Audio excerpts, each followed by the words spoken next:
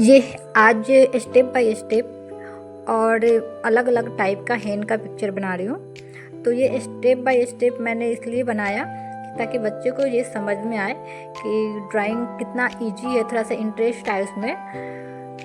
तो ये 1 क्लास और KG 2 के बच्चे के लिए है, एकदम इजी है और बेसिक से है। ये ऐसे प्रैक्टिस करने के लिए आप बच्चों के दोगे तो बच्चे लाइन खींचना सीखेंगे।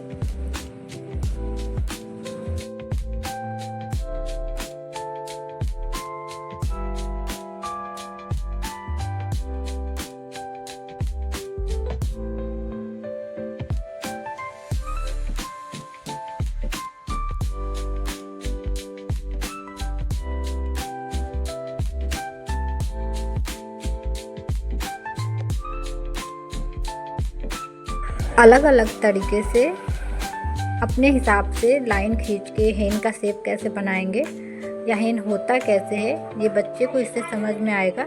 इसलिए इस तरह से अलग अलग तरीक़ा से हैंड बना के दिखा रही हूँ। तो आपको ये वीडियो पसंद आए तो लाइक करें और चैनल पर नए हैं तो सब्सक्राइब करें।